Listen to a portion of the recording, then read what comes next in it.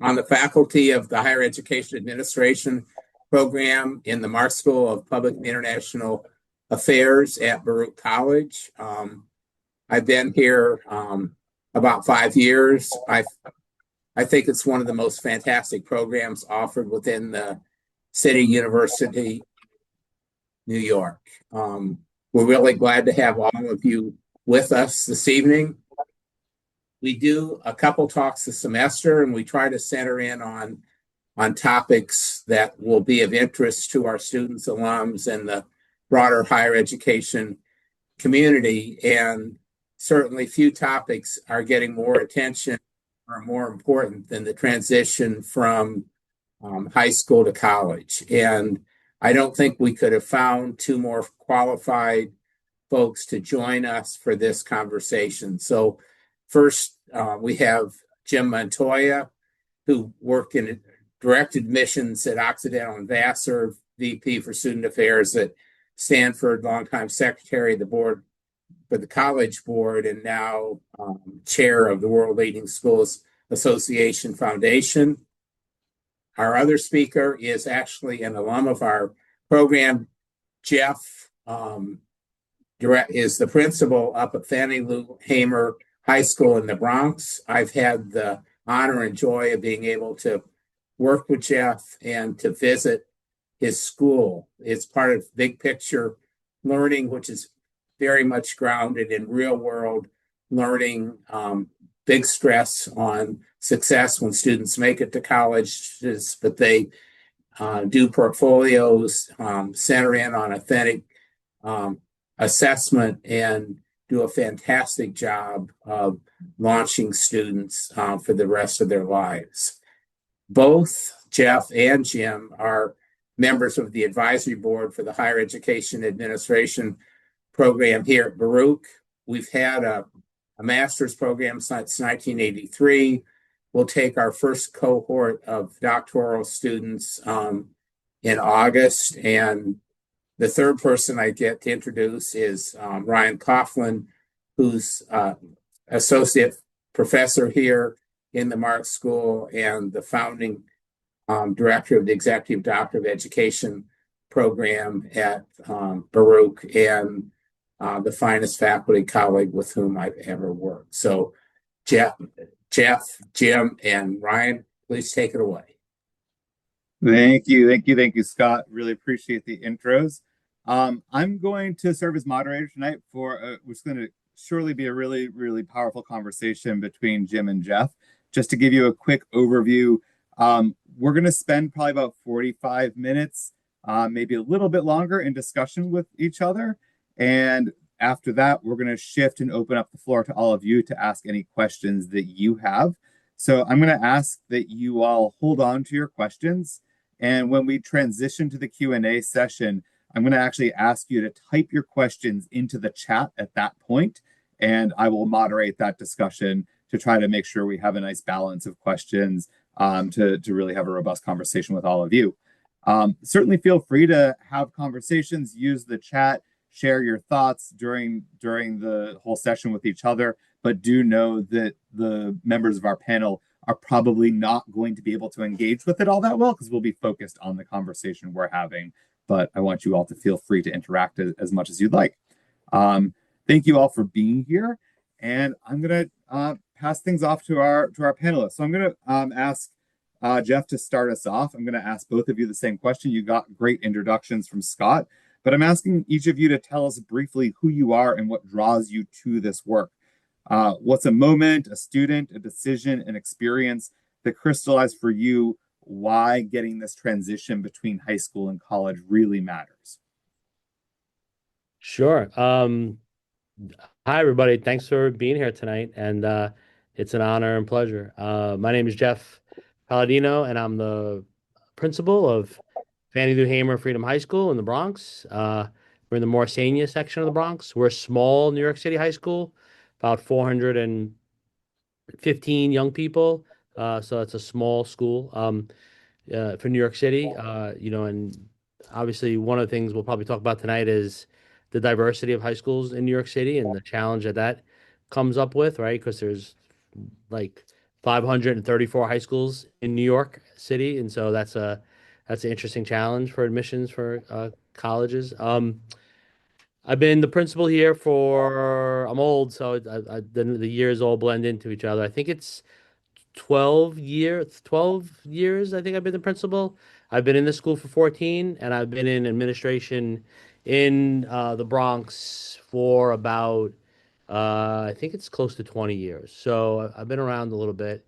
Um, we could talk about the school a little later, I guess. But I think the question was like, what's something that like has kind of like galvanized the work here for us when it comes to the transitioning. And I think um, after the pandemic, we started doing a lot of college visits out of in state and out of state. So all of our 10th graders go on a one night. 2 day trip to visit like 5 or 6 SUNYs. And we try to like kind of visit different SUNYs. And then we do a 2 night trip. And then that happens in the fall. And then in the spring, we do a 2 night trip with our juniors to visit about 5 or 6 HBCUs in like the Mid-Atlantic region. And I think one of the things that kind of galvanized or like, always solidified the importance of this transition work is I was walking, when we go, we usually get like vouchers to go into the cafeterias so students could see like where young people, like the college students eat and stuff like that. It's a very important thing. And I was walking into the cafeteria and a young man was holding the door for me and he looked back and he goes, "Yeah, here you go." And I said, "Oh, thank you." And then he said, "Jeff?" And I said, "Oh, Ariel." And it was a former student of mine who probably graduated like not at the school I'm currently at, the school I was at prior, probably like 12 years ago. And like he works on the campus of Virginia Union right now. And like we kind of just like locked eyes and I was like, "Oh my God, I can't." That's what a weird situation. Um, like just to see you out of nowhere. And so one of my students this year received a Garden of Dreams scholarship from Madison Square Garden, and decided to go to Virginia Union. And so my former student Ariel is like his mentor there, and I think it kind of like one shows my age a little bit because like my students are now like adults and working in colleges and mentors to my current students, but it also showed like just the power of being on campuses for high school students and the power of like then also building connections, right, where like young people can connect to slightly older but still young people on college campuses. And I just think it's like this important thing that like the work does have to exist with the staff of a high school or with an admissions folks at colleges, but it also is important for students to be connected to each other. And how do you kind of bridge the alumni gap from and help young people like, see other young people like, "Oh, you went to high school in the Bronx too?" Like, "Oh, okay." And like find those connections and just feel like I belong here, right? And that was a super important moment for me a couple of years ago. And so that's the situation I think would that stands out most recently. Thanks, Jeff. I appreciate the anecdote. It helps a lot to frame the work you're doing and help frame the conversation. Um, Jim, you've had a very different career than Jeff, working largely on the other side of the high school college line. And so I'd love to hear your response to that question around what brings you to this work, what brings you with the insights that you're gonna share to this conversation. Great. Well, good evening, everyone. Jeff, I'm going to make you feel really young because my first college students with whom I worked are now in their late 60s. So that just gives you a sense of the fact that I've been around a long time.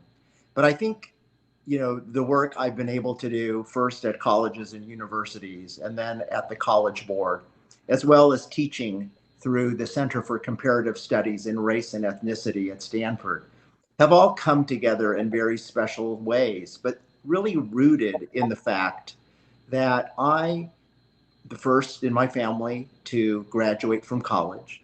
I was in the early cohorts of Latinos, African Americans, Native Americans who are brought to colleges and universities, particularly those that are considered highly selective. And very early on, what was instilled in me was this notion that talent is everywhere, opportunity is not. And I knew very early on that I was very lucky that I was at the right place at the right time. And more importantly, I came to understand the transformational, aspect of colleges and universities, but in both directions. Not only the transformation that occurs as a student at a university, but also the fact that a different cohort of students can change a university. And so that really rooted me in this notion of wanting to be a part of university life. I think, there are so many incredible moments that I think about early on, but there's this one experience I had when I was vice provost of student affairs at Stanford. And this was dealing with an LGBTQ plus community and students really wanting an expansion of the center. And I met with students at the firehouse, which was the center, late at night. It was a late night meeting, which we do in student affairs. Sometimes it's during the day, but sometimes these are 8, 9 o'clock meetings. And I remember going there and really appreciating how smart and committed these students were by the questions they asked me. But also, I remember how well prepared I was. And that preparation came out of respect that I have for students. I feel it's so important for me, at least in my career in student affairs, and I'll talk more about admissions later, that I entered that sphere having this deep respect for students and understanding that as tough as they were on me as an administrator, it was because they cared and wanted to make a difference in the world. And I remember walking out of that meeting feeling really good that they might not have agreed with me on every aspect of our conversation, but they knew that I took them seriously, and they knew I came in extraordinarily well prepared out of the respect that I had for them. So that is a moment 30 years later, no, actually 40 years later, that I still remember at age 72. Nice. Thank you both. I don't have the length of experience in all of this work as you do, but I will just share last week I had a very proud moment where a student I taught in high school back in 2008 came and gave a research talk. He's finishing up his PhD at UPenn right now, and he was a student of mine when I taught at Validus Prep Academy up in the Bronx many years ago, when I actually first interacted with Jeff, but we didn't even know it back then.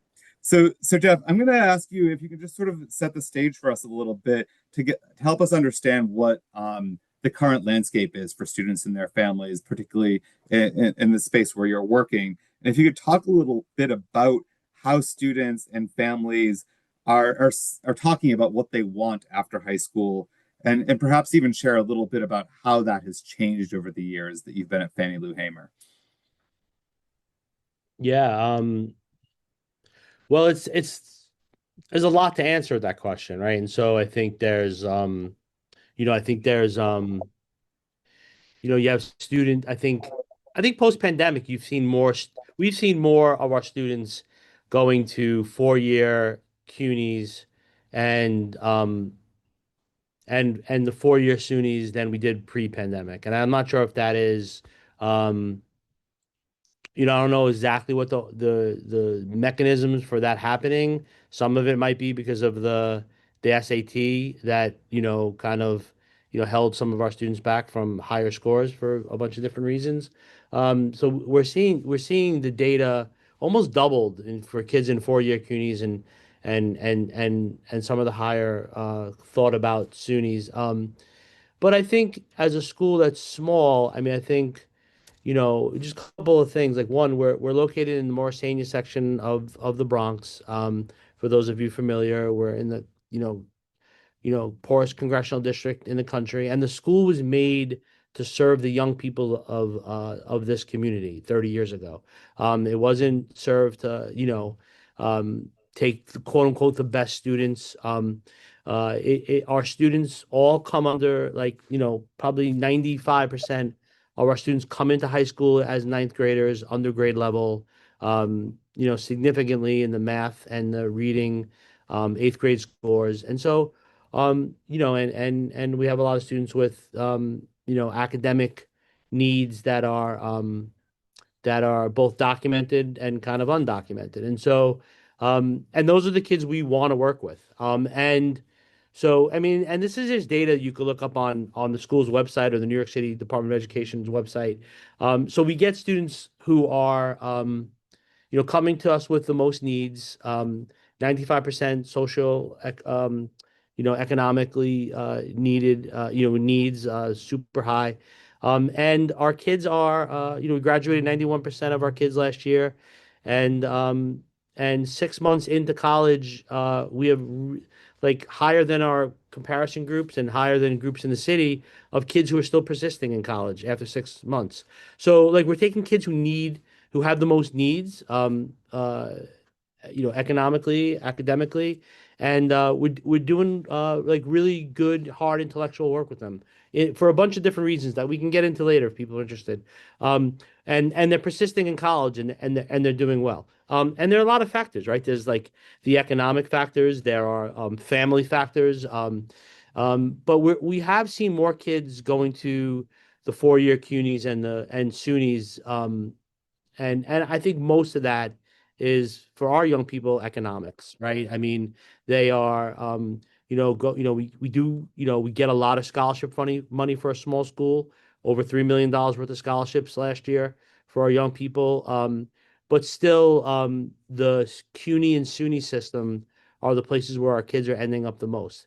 And there's just a wide range too. Some kids are like, after high school, they're like, I don't think I want to do, go to school again right away. Like I want to find a trade or I want to start working. And so we have those students too. And I think, another thing that we'll probably get into tonight a little bit is that like most high school guidance counselors are not prepared to help kids get into the trades. They don't know that work. And they don't know those avenues as well as they know, filling out college applications and doing FAFSAs, right? That's what they were trained in. That's what they were successful at when they were in school. And so the variety of places that kids can go for their next steps, is sometimes limited because most of the people that work in schools, teachers and guidance counselors, uh, were successful in school. And school, they were able to navigate it and they did well. And so they don't know the other kind of avenues as well. And so sometimes I think that's something that we could always get better at. I know there's a question later on that asks about that. Um, but you see, I think our view is always about making sure all kids are prepared for the next step that's higher education, but knowing that our job is to advise them on kind of what they and their families want out of life when they leave here. High school's it's only 4 years of a long life, and so to get them prepared for the next 70 years of their life is in four is sometimes a challenge, and I think one of the things is making sure kids have the foundation for being prepared for the next steps, but also knowing where you go next year is not where you end up. And that's okay, right? You have to kind of like be prepared, like, for when you go to see if that's where you want to stay. And then if it's not, how do we support you or how do you know how to navigate systems to move on? So I think those are some of the things we're seeing from our young people. It's a wide range, but that's kind of where we are right now in like 2026. Thanks, Jeff. Yeah, one big question on my mind that I've been we've been talking about in our program, a lot of our students and alumni are certainly aware of this, is that there's been a marked shift in the nation around folks' trust in higher education, and that more and more students are thinking that college may not be for them. And I'm wondering if you're seeing that kind of shift taking place at your own school, or if things have felt pretty steady there. I think yes and no. I mean, I think education's still seen as the great equalizer, right? And you still see young people from quote unquote affluent communities still there. The majority of them are going to college when they leave, right? And so, I still think our students and their families and our staff here still think about education as the great equalizer. But economics certainly comes into it, right? And that is, you know, um, that's certainly something that's always part of the equation. And I think, it's something we have to think about as a country. I know, you know, I was talking to a friend the other day and his pipes burst in his house. And I said, well, you're not calling an English major to get that done. And so, no shade to any English majors in here, but like, you need a plumber, right? Like, so the trades are, it's super important, places for young people. And we know some young people are more inclined to do that type of work. And I think that's again, and continue to be one of the challenges of high schools about how do you help young people with those things, but and not to degrade them and not to think of them as lesser, but also also as a school job is to make sure that they're also prepared for higher education when they leave here, if that's what they choose. But if they don't choose to do that, how do we prepare them for those next steps too? Yeah. Thanks. I appreciate that. So Jim, I'm wondering if you can speak from your perspective and speaking a bit more from the college side, if you could share a bit about how the promise of college has evolved and what you're seeing and what you've seen in your career in terms of the evolution of who's coming to college and what they're hoping to gain from college. Sure, I'm happy to do that. Again, I like to offer a historical perspective just in terms of sheer numbers, not only in terms of the United States, but globally. One of the roles I played at the College Board was Chief of Global Higher Education. And the big message I want to send to you, especially those who are currently working at colleges and universities, is we are a part of something really big. So in the 1950s, when I was born, only about 2.3 million students were enrolled in higher education. By the time I went to college, as I was telling you my own story in the 1970s, about 7.4 million. So it grew from 2.3 to 7.4. But today, approximately 19 million students are enrolled in colleges and universities in the United States. So we have seen significant growth. And even this past year, for the first time, we saw an increase of about 2.3% of those enrolled in colleges. As importantly, globally, higher education has more than doubled in terms of enrollment since the year 2000. In 2021, there were roughly 220 million students in college worldwide. By 2030, that number is estimated to be 380 million. And the reason I share these numbers with you is because it really reflects what Jeff was talking about, and that is the promise of higher education and what it still means to students and families. I just recently moved to Palm Springs, California, after living in New York City for 25 years. And people always ask me, what do you miss? What do you miss? I miss a lot. But one of the things I really miss are the conversations I would have with cab drivers who had their sons and daughters' photos on their windshield. And we always talk about what their aspirations are, or what their kids were doing. And education would inevitably come up. and whether it meant going to college or having a good job.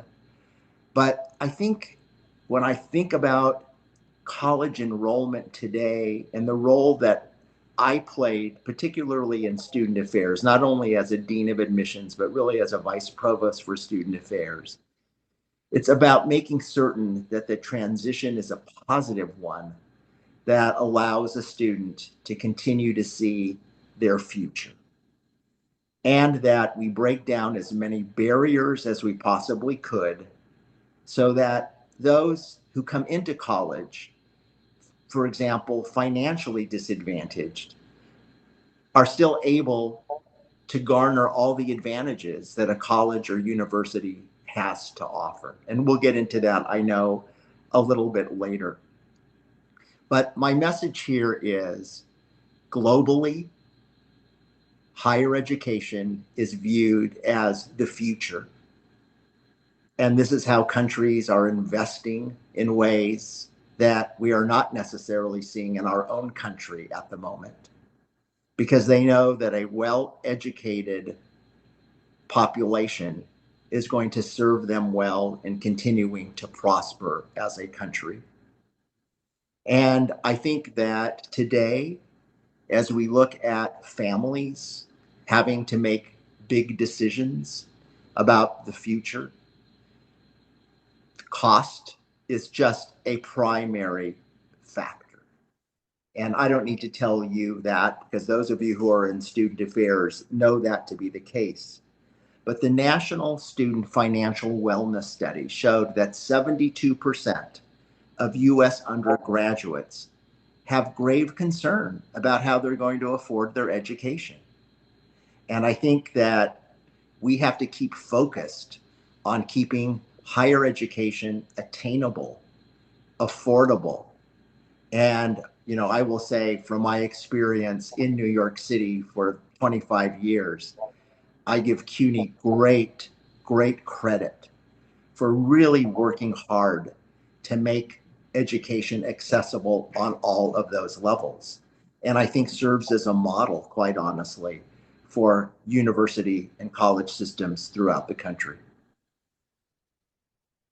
Thank you, Jim. I really appreciate the framing, those numbers you shared around who has been going to college and how that's evolved over time. I also really appreciate your perspective on global higher education. It's one of the areas in which we're trying to expand our students' relationship to it and deeper understanding of. Before we move to the next section, you've both sort of touched upon this a little bit, but I would like to see if you have any other reflections on exactly how do different aspects of students' identities shape their ability to access higher ed in the country and their aspirations for higher education. And I know, Jim, you've spoken quite a bit about socioeconomic status already, but I'd love to hear your thoughts on that, Jeff, but also beyond socioeconomic status, other aspects of identity, such as race, such as where folks come from, gender, sexuality, other ways in which you see identity shaping access to higher ed. Who would you like to have start? Yeah, Jeff, I think maybe I'll pass it off to you because Jim touched upon this a bit already. So if you could share, yeah. Oop, you're muted, Jeff. I am? No, I think I'm good. Do you hear me? I was buffering for a bit, but I think I'm back. Okay, yeah, You're good. My internet connection and myself are unstable. I think there's again a lot to chew on there too. I mean, I think the economics is super important. I mean, I have a personal connection. I have a daughter in college right now. I have a son who's getting a master's degree. We don't live in New York. We live in Connecticut, but he went to CUNY and he's getting his master's, and just $18,000 worth of student loans for 1 year, getting his master's. And I think sometimes a lot of times with family, especially in a community where I've worked for many years here in the South Bronx, is that those type of putting yourself in that type of financial debt is a real concern, obviously. And it would be crazy if you didn't think uh, about that. And so that's why some of the programs that are out there to help young people financially are so important, because I think, to put yourself in, that much financially behind the eight ball, uh, to go to school and to get your diploma from college, which is a tremendous, feat, but it's still is that families have to consider, is that a wise business decision? And what does that do for families? And I think that's something that, for certain families that always comes into play. And you can't, how could you, I can't question people for thinking that way. And so I think, especially with, I think young people have concerns about technology and the workforce and what that's going to mean, and computers and AI, and what that's going to have for, what kind of jobs are going to be out there for you once you get your diploma, and what type of, workforce do you want to train for when you go to higher education? Because you're investing in yourself, and you want to make a wise investment, because you're talking about tremendous amounts of money. And so I think it's a concern. Um, and listen, there's like, we'll, put it out on the table. Like, I'm a older gentleman who's white, and I work in a predominantly school of young black and brown young people. And there are certainly things that I could say about, oh, go to this school, go to that school, but you have to be careful of making sure that our young people are going to places that they're going to feel, comfortable and safe in. And we always talk about, mirrors and windows, right, where they could, see themselves in places, but also they could look out and see these places, but they have to feel like they belong there. And I think that's, an important job for schools, high schools, to make sure young people have as many experiences, being on campuses as much as possible, and knowing how to navigate systems and campuses so they can feel comfortable, but also making sure they're going to places where, you know, that they're going to feel like, they belong. And I think that's an important part of what we have to do here in high school. Thanks, Jeff. Jim, I'm going to actually ask you to touch upon that question along with the next question here, because there are overlaps here that I think are important to consider. So, I want us to take us into these institutions and to think about what the institutions are getting right and what they're getting wrong. And so, as you think about, in particular, colleges, and I know you have deep experience with a few colleges, but also with outside organizations like the College Board.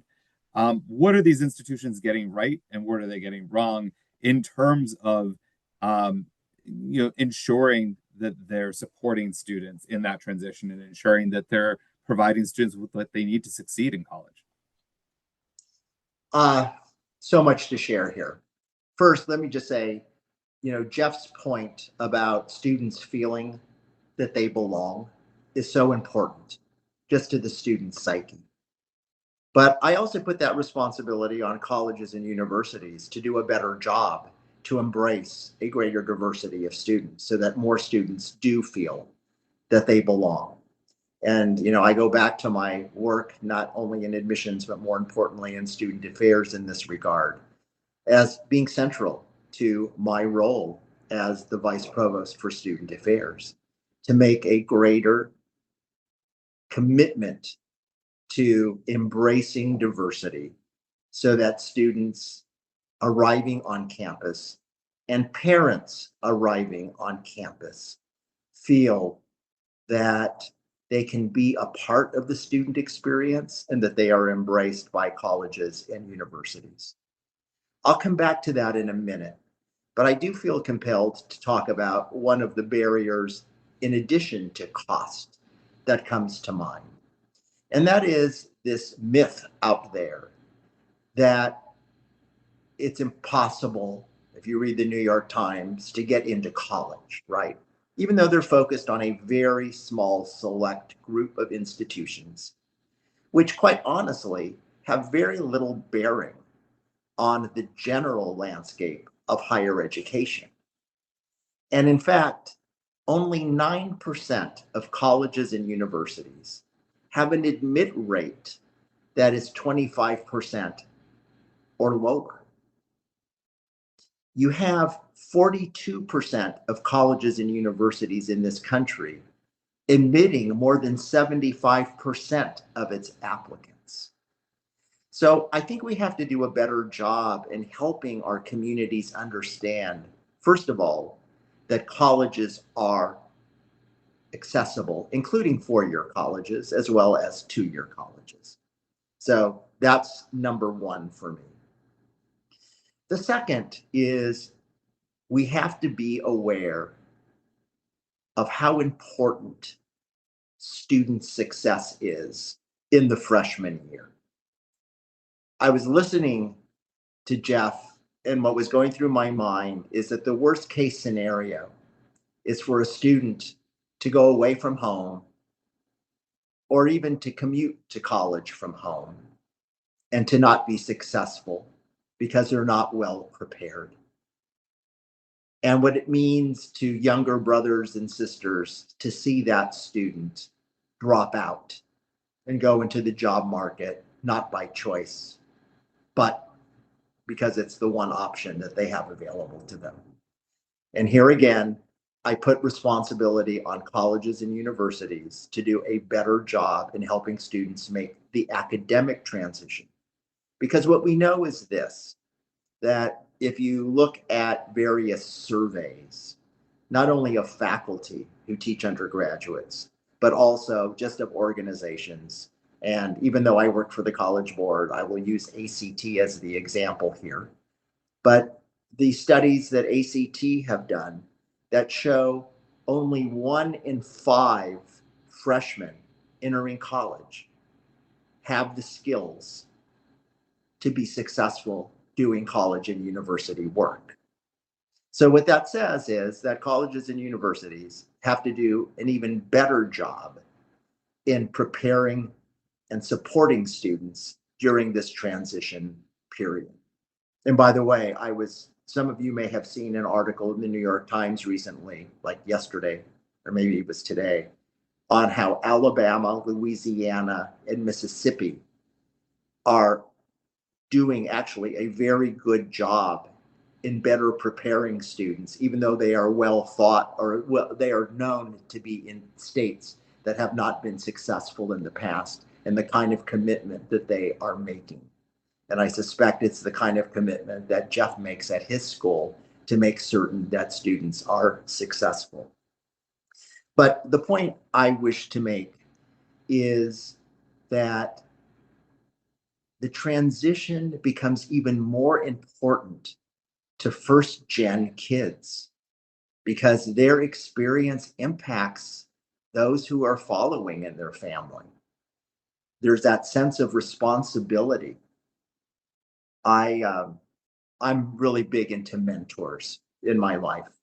And one of them was Chancellor Tomás Rivera, who was the first Latino to become the chancellor of a UC campus. But what he talked about was education continuing to be the surest route to permanent empowerment. But as a first, as he was, and I suspect many of the people here today are the first in their families to go to college, or the first to become a college administrator, or the first, whatever it may be, have a responsibility. So I believe, that a part of that responsibility goes to colleges and universities to really pay very close attention, not only in terms of the data they collect, both through interviews and discussions with students, but really understanding what it's going to take to make that first year college student successful is incredibly important. And Ryan, just getting back very briefly to the broader question that you ask about different groups having, different ideas. All I care about is that those communities where college has not been a part of the experience for most of their students, that they really have that sense that, I go back to it, college is accessible, college is affordable, and that their students are going to be well supported when they arrive on campus, and that as parents, they do not have to lose their child by virtue of a child going to college, but there are ways in which they can be a part of that experience. Thank you, Jim. I'm going to transition the conversation to Jeff now and ask a very similar question around what are high schools getting right, and what more could they be doing to help smooth this transition between secondary and post-secondary schooling. I talked a little bit about like the size of this school. It's 410 kids, and it's the biggest school I've ever worked in. And I've been in the board of ed for close to 30 years. So um, I really believe, especially with young people who we work with, who have so many, different kind of needs, is that you really need to be supportive of them and have small communities, because like smaller is bigger. And I think that is one of the things that I think um, that some high schools get right, and some, colleges do get right, and some could be better at. Um, I do think that it's also a reason why you got to find the right fit for young people, right? Because some young people want to be on a larger campus, or some people want to kind of blend in, and some need like tremendous amounts of support, and they need support from the folks at the school, and if they're not known, and if they don't know how to reach out to people, that's going to be super hard for them to do. One and I thought about James's, statement about, I think it was 1 in 5 students who, freshmen who don't, you know, uh, pass, and they have to, disenroll in college, and oftentimes colleges say like, well, they're not coming prepared to college from high school. High school is not preparing students, and of course, we say, well, our kids go to some of the worst middle schools in the universe, and then they come here and they're not ready for high school work, and then the middle schools blame the elementary schools, and the elementary schools blame the parents, right? And that's like kind of the thread of what I've heard and experienced over my years, and I think. Um, Obviously there's a little truth to everything, but also I think um, you, you can't teach young people who you don't know. And so how do schools, high schools and colleges, get to really know young people as, not just as like what they want and what they're passionate about and what they want to do with their degrees, but also how they learn, and what their strengths are, and what are their weaknesses, and how do you not kind of look at young people as students in a deficit model, but you kind of build off their strengths and the things that they do well. And I think, I don't think schools do a good job of that anywhere or ever have. Schools are built for certain types of young people, and if you can't, and those are the ones that are successful at school. And so if schools don't transition to, and when I say schools generally in terms of like, higher ed and high schools, like if they don't kind of tap into kind of really knowing students as people, but as learners, they're not going to be successful with them. I mean, there's a reason why I don't think I don't think universities have cohort data like high schools do, right? I don't think anyone wants to publish those, right? Like how many kids come in as a freshman in college and graduate in 4 years in 4 years? I don't, again, I'm not a college expert, but I believe that's not published anywhere.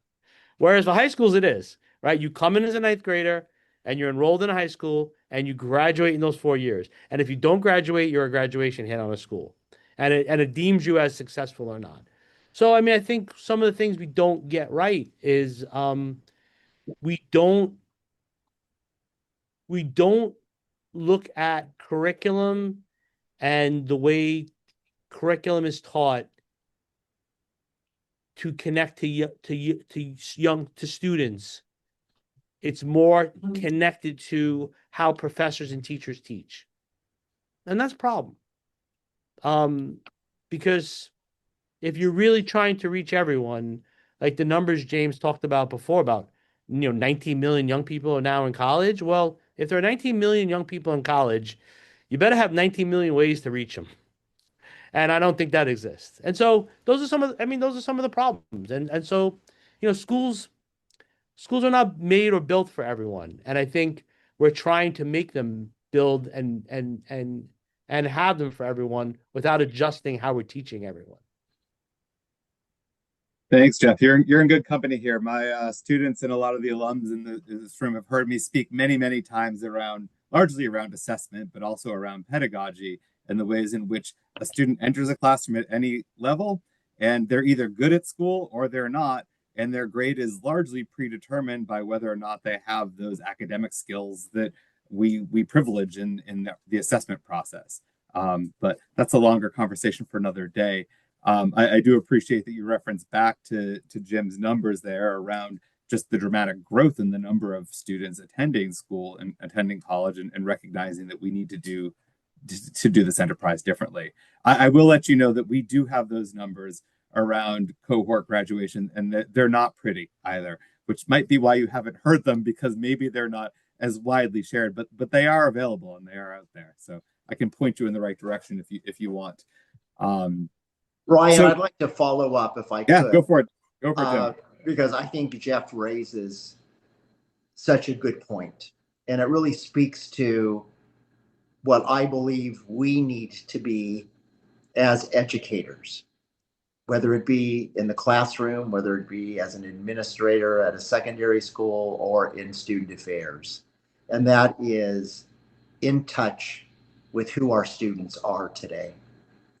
Not only how they learn, not only who they are, as Jeff was saying, but also how they interact. Because what happens outside the classroom is, in many respects, as important as what happens inside the classroom. And when we look to see how different the world is today, and it is different, I knew, even as, when I was on campus, I had to invest very heavily in keeping in touch with who students are. And it worked in many positive ways. One, not only did I get to know students in an effort to try to better understand who incoming students were, but also it kept me fresh as a college administrator, as a senior college administrator, and as someone who was then, quote, an expert, at least among my peers. I was able to challenge assumptions that were made about students. I was able to help them understand why, for example, AI currently reduces the kind of energy required to navigate human interaction.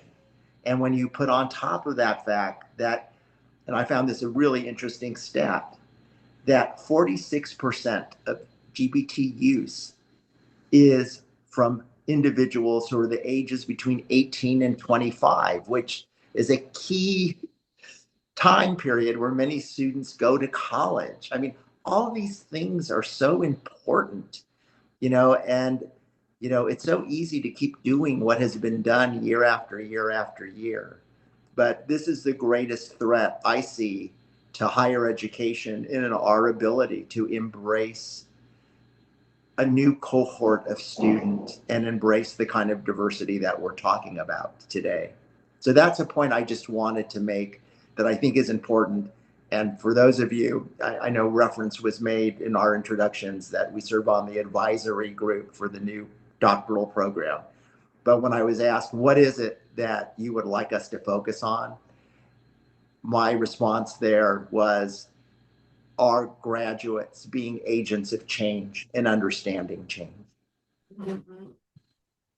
Yeah, I appreciate that, Jim. It's there's a lot in your response, and I you opened the door to AI. I suspect we're going to get some questions about it from those in the audience.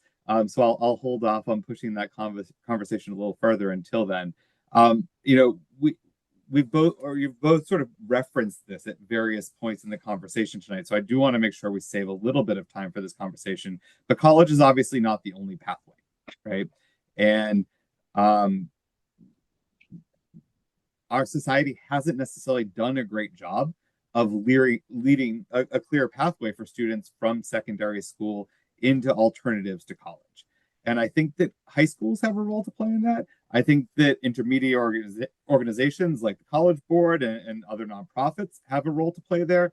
I think colleges have a role to play there as well, and certainly society at large.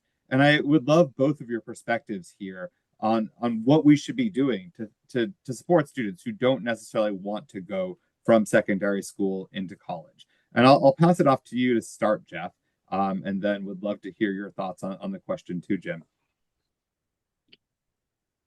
Yeah, I mean, I think, and I touched on it briefly earlier. I think the idea that most college guidance counselors are not, they're well trained and their goal is to get kids to enroll in college. They're not great at getting them into plumbing apprenticeships or electrical apprenticeships or, and there are some, there are some good programs in New York City to help young people with that stuff. And I think, it's one of the things that schools need to continue to get better at, like, programs like Co-op Tech where students can learn how to do, drywall installation or, refrigerant repair, like things that are kind of you know, like family sustaining salaries that young people could have and move into that are not college based. Some of the other things that I kind of like sometimes are just kind of like these like gap year things where, something like City Year or AmeriCorps, like an AmeriCorps program where, maybe they're not, maybe like, I just did, you know, I just did 12 years of high school. I don't know if I want to go into school right away after those 12 years. Maybe I need a gap to serve my community somewhere. And obviously, you've seen some of the funding go away from some of those programs. But those were always things that were also good options for young people that weren't like the typical college option. And then also you just have young people with disabilities who, there are some, training programs and some of those same programs that when they get on a college campus could provide them the supports that they deserve. And so, those are some of the things that I think we try to do with our young people who don't fit the, I know I'm going to college or, like I know what I want to study in school right away. I mean, I think those are the things that we try to do in the department and schools in the New York City public schools try to do. But I definitely think it's a challenge because they're one, because there's like less of them out there, I think. They're not well like promoted as far as I think I know. And they're competitive and they're hard to like kind of to get into. And so um I think we could definitely all do a better job of helping those young people who maybe not be on or not on the higher education track, but find places that, are still, you know, um, you know, where they could be like productive members of society, but able to raise a family, and get a $6 latte. Yeah, thanks, Jeff. Jim, before I ask your response to the question, I'm going to just give Scott a little bit of a warning here that I'm going to actually ask him his perspective on this part of the conversation, particularly given his position as the founding president of Gutman Community College, given that community colleges have often been seen as an alternative pathway, but then in a lot of spaces, they've now transitioned to a step towards a four-year degree rather than an alternative pathway in and of itself. So I'm giving you that warning, Scott, but I'd love to hear from you first, Jim.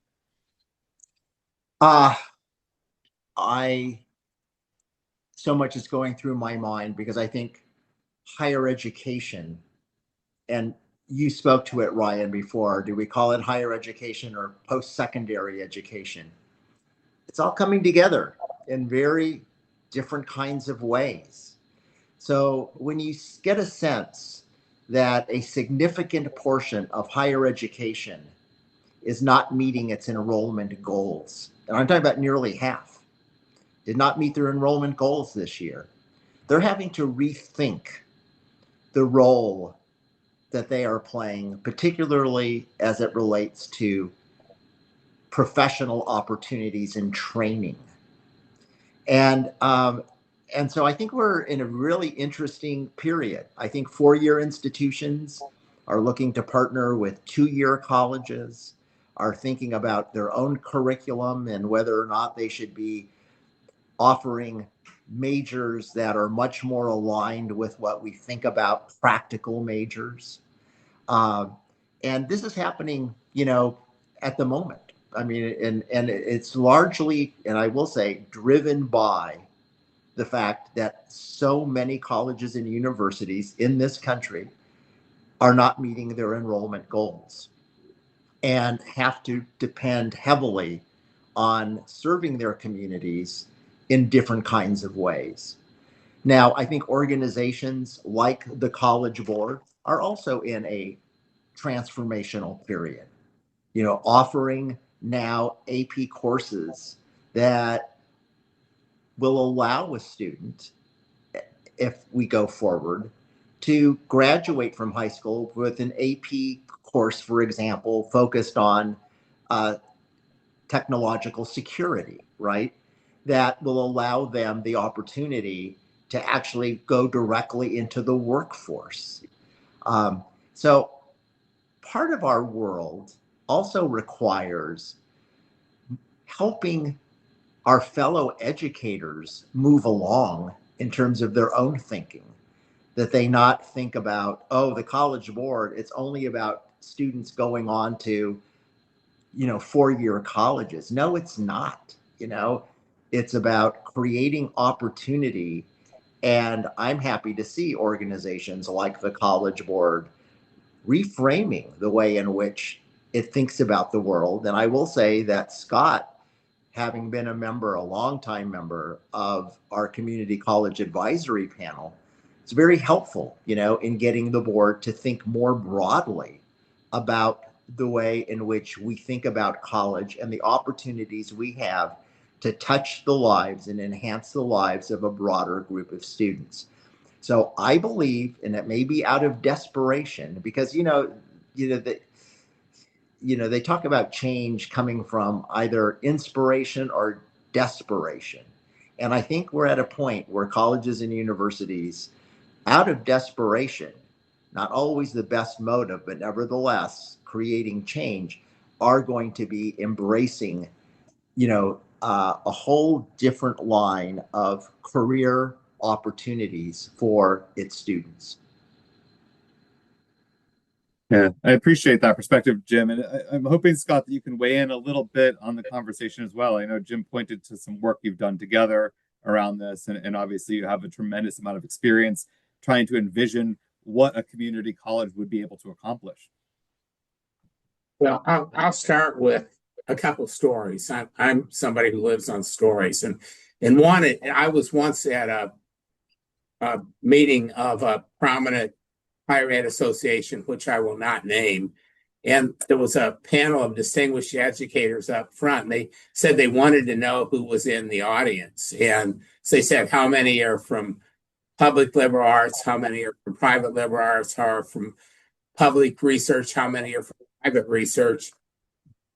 Well, they've taken care of the whole room, and I'm sitting there with the president of one of the regional accrediting bodies, and she and I get a look of horror on her face because half of all students in our country go to community colleges, and I think community colleges are very focused on the success of their students.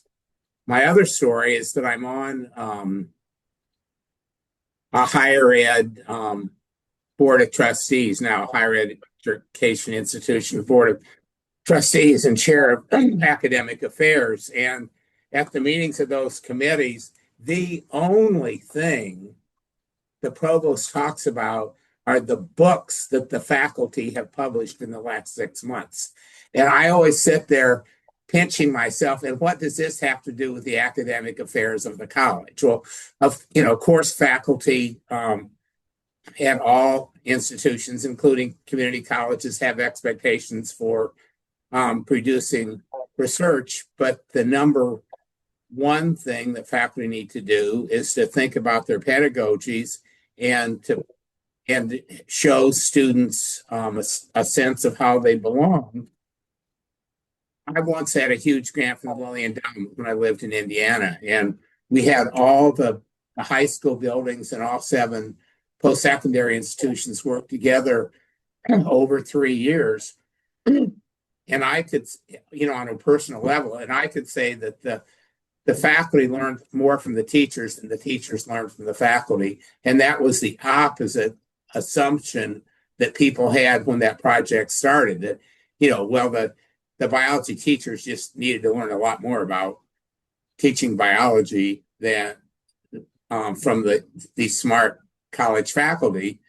And whereas student success is going to be much more a function of what the pedagogies are and how you help students learn. So, that's why I have so much respect for Jeff's school and the way they get students engaged in the real world and keep portfolios and really have a singular focus on student learning. I think that our own college, where I work now, Baruch, is doing an A+ job with serving students as they begin with their first year programs and stuff. But an awful lot of that work comes out of the community college sector, because we've always seen that as central. That's why we're there. And we also serve the low income first generation students who are the future of our country. Ryan and I have a good friend and just published an article in a volume he put out, who talks about how CUNY is the Statue of Liberty for American higher education. And I think there's some real truth in that. So I feel very fortunate to be able to be part of CUNY, which is at the forefront of serving its students. Should I say anything more, Ryan? There's so much more to be said, Scott, but I want us to hold time for students and for our folks here to ask some questions, and I see they're starting to roll in. So let me just let Jim and Jeff know how I'm going to proceed here. We're going to take a bit of time for questions, but I do want to save 5 minutes at the very, very end for each of you to share any concluding remarks. Particularly, you've both noted that you've had very long and full careers in this area. And what I'm going to ask for you at the very end is for each of you to share any advice you have to folks who are a bit earlier in their careers and who are going to be stewarding this work going forward. So, from your vantage point, from all of your experience, what advice do you have to those of us here who are going to be moving this work forward in the decades to come? But we'll hold off on that and turn to some questions now. So I see that Sharon has posed our first. Sharon, if you'd like, you're welcome to unmute and ask your question. And in the meantime, I certainly invite others to add their question to the chat, and we'll get through them and get through as many as we can. Okay, thank you. Can you hear me? Yeah, we can hear you, Sharon. All right, good evening, everyone. My question is basically, what role do you see the culture, college culture, and economic policy play in, the way higher education is going? I know for years, from 18 to about 24, the social aspect, intellectual freedom, curiosity, identity, and formation begin, and independence begin right there in college. And I'm wondering if, from the higher education perspective, we're pushing more of that to encourage students that this is the place. I think that at this age, that formation happens. We talk about diversity, and that will happen within the diversity setting. So I was just wondering if, we're looking at different aspects of how you build and train and educate through college, because it's not only academics, there are other aspect, economic aspect, right? About how economic policy and research can support, in addition, AI, that's one avenue that higher education could be the leading edge, be that it's a flood of information, but higher education can train how you think within that educational spirit. I think we're missing a lot within that development, meaning that the higher education can spearhead AI in that it's a lot of information, but you still have to be trained how to think. So I think you still have that edge. Research, and think about the information, the flood of information. Additionally, how at 18 and 24, you still need that intellectual freedom, the curiosity, you need the social aspect. So I was just wondering how those aspects play while you look at retention and increasing college, if you're looking within that spirit. I'll pause here and wait for that your response. Yeah, there's a lot of big questions there, Sharon. So thank you for that. Jeff and Jim, I'll pass it off to you to answer the question in whatever order you prefer.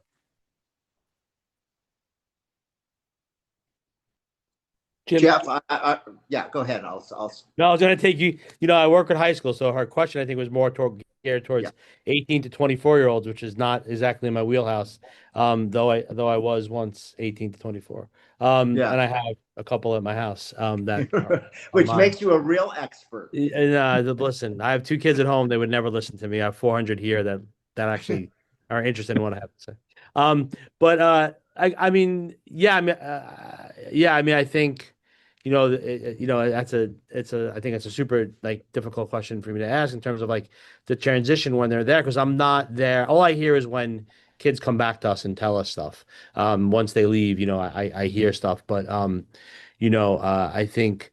I think our question was more about the economic policies and the kids' freedoms on college campuses and their individual and their kind of that growth period. I mean, I don't know the economic policies that impact young people on college campuses as much. It's not kind of something that I'm super well known about.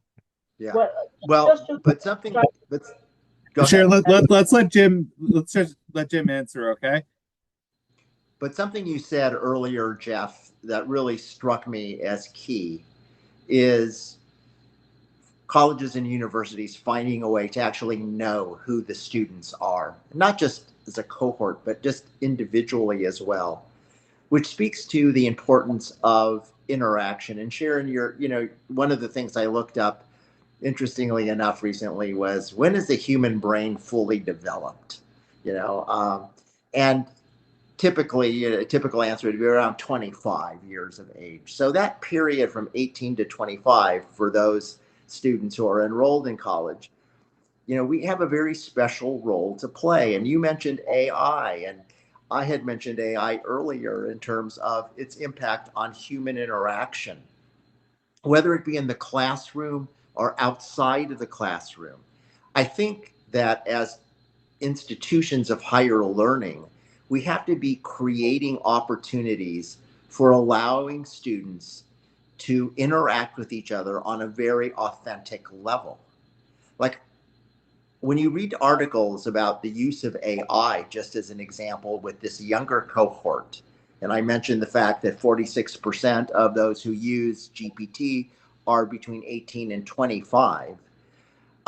One of the realities is it really helps with not dealing with difficult situations. And this is what this one article was pointing out, that it allows people to turn to AI to seek advice on, how do I have this difficult conversation, when in fact they don't have to, or the fact that students prefer, rather than today, at least based on surveys, they prefer to text rather than phone call or have direct conversation in person. I think that as colleges and universities, we have to be making a more of an effort, including, more so I think at commuter colleges, to give students the opportunity to interact with one another in a meaningful kind of way, particularly if they're not living on campus.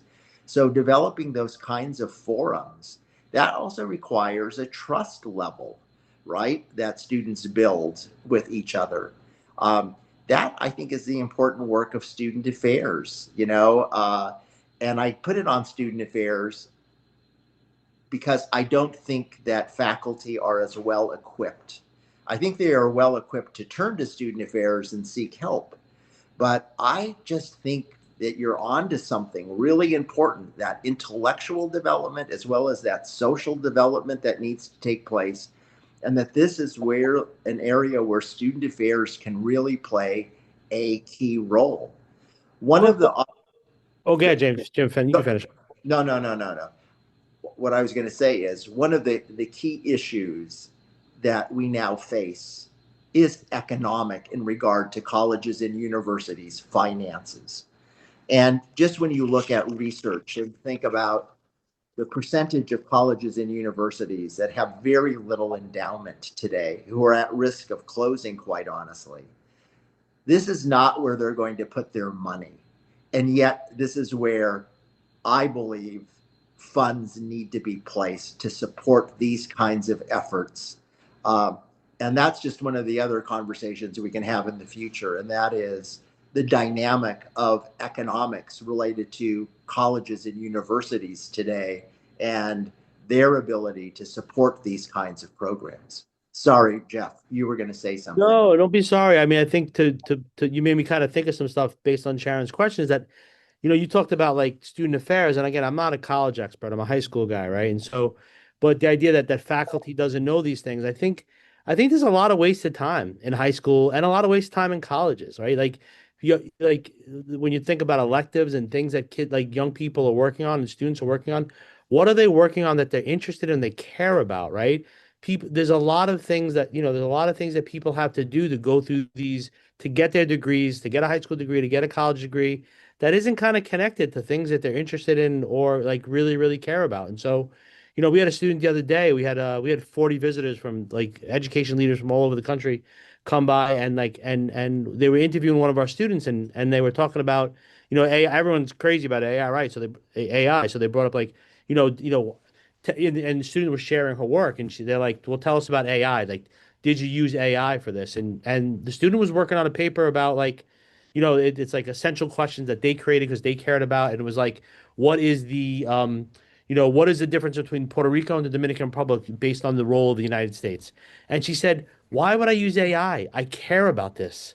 Like I care about this subject. Like this is really important to me. It's important to my family. It's important. I'm interested in it. I don't want to use AI for it. And so there's a lot like, we always say if kids are using AI, it's because they don't care. Like they're not that interested in what's going on in class. And they're just doing it to do it. And so, to Sharon, to your question, I think there's just, and James, you're making me think about the economics about universities, which I don't have to think about, but like someone has to pay for electives, right, to keep colleges open. And again, there's a lot of time that's wasted on requirements that that aren't really like things that students or young people are super jazzed about. And I don't know how you change that. I don't know if you want to change that, but I think that's some of the things that we're seeing and dealing with. That is a challenge. The questions have started pouring in, which is one of the hard parts about an event like this is we're never going to have enough time for us to get through all of them. I see a number of questions here that relate to sense of belonging. Sense of belonging at both the high school level and more importantly at the college level in that transition and that moment when you get to college. And I'm wondering if I'll try to sort of bring some of these questions together here and point to a lot of the work, Jeff, that you pointed to earlier, that students in your school really feel seen and they feel like they have a community, they feel like they belong, and then they go off to college and that's cut from them. And I'm wondering what perspective you both have that might help ease that transition. What could high schools do to ease that transition so that folks could have some tools to be able to develop that sense of belonging more quickly for themselves in college? And then obviously what can colleges do to take a greater sense of responsibility and ensure that they're really making that one of their biggest priorities from the outset when new students arrive? I'll pass it to let's go in chronological order. So let's start with Jeff and then head into the college level with Jim. Okay, great. Yeah. Yeah, I mean, I think, especially again, and I don't want to keep harping on it, but I am a tremendous believer in small schools. So, Ryan, we're cut from the same cloth in that way from your days at Validus. We don't have, so we have one college guidance counselor, and then we're a community school with Children's Aid, which is one of New York City's oldest and like longest standing charitable organizations. And they provide us with two college counselors. And we have a cohort of seniors, about 100. So they're split up. And so it's about, each counselor has like 35 kids on their roster for helping them enroll and get into college, as opposed to a large school where, a high school guidance counselor might have 200 kids or 150 kids or 75 kids. And, I don't mathematically understand how they actually could do that. And they're put in a very difficult spot. And so, the idea that smaller is bigger and the idea that you have to know young people really well. And I think, you know, uh, our our college guidance, our college success center, the folks who work there have been there for a while, and so they've gotten to know like what schools are good for, what HEOP programs are, good for these kids, what places are good for other kids. And we've had, because, now the school's in like its 30th year of existence, we have a significant amount of alumni. And so, we kind of like, we could do a better job attracting alumni and getting in touch with alumni. It's something that, it's hard to budget for, but it's something we've been working on. But the idea of like, our seniors know where some of their, you know, the young people that, follow them went to and know, and they know, where they went and where they're comfortable in. So a lot of it is like institutional, like through the young people and through the guidance counselors. So some of it is that, once in a while you'll see kids, venture to a school that they kind of haven't like, been to before. But we try to bring, over my right shoulder here, you see a portrait of Fannie Lou Hamer, who our school is named after, which is not just the name of a school. It's the embodiment of the mission and vision of the of the academic institution here. And so we've always celebrated and honored her very much, and our students bring that with them. So a couple of years ago, one of our students ended up in George Washington University. He wants to be a lawyer, wants to be politically he wants to be like a local politician, and he saw and knew how much we honored Fannie Lou, and so he became very involved in African American groups at his college, and he came up a petition to create a new mural at the school for the first African American woman who went to George Washington University. And so it's, some of it is the practices at the school, and some of it is like the alumni at the school, but it's like kind of the idea of like mission and vision of what we do here, and where do you find places in the university and the college you go to that you can kind of do the same type of stuff, which is a challenge. And again, there's so much pressure on these 18-year-olds to make a decision on where they're going next year, right? Because I'm dealing with seniors right now. Like, have you heard anything? And so there's so much pressure on them, in the peer group, in society, in life, and sometimes it's okay to say like to us, to like, listen, it could be a wrong choice, and you can move from there and then be successful. Life is not linear. Like there are ups and downs, and so don't, try to make the most informed decision you can, but it's not the end of the world. And so that's some of the ways we try to handle it, when our kids thinking about where they're going. Yeah, thanks, Jeff. Yeah, Jim, I'm wondering your perspective here in terms of what colleges can be doing to sort of welcome students more intentionally and build that sense of belonging. I'm going to be thinking big here, just in the sense, I mean, I can talk about what specific programs can be put into place, but I want to talk about relationships. I think the relationship shift I have seen in higher education, which I welcome, is a better relationship between student affairs and faculty. And what immediately came to mind when you talked about a sense of belonging is who you see. Who you see. Who are your other peers, students, who are your faculty? So it's so interesting. The first thing that popped to my mind is, if I ruled the world, so to speak, I would really focus on the diversity of faculty. To me, that's really key, and to make sure that they have a sense of belonging on their campuses. Because when faculty have a sense of belonging, there's a better chance that students are going to have a sense of belonging. It translates.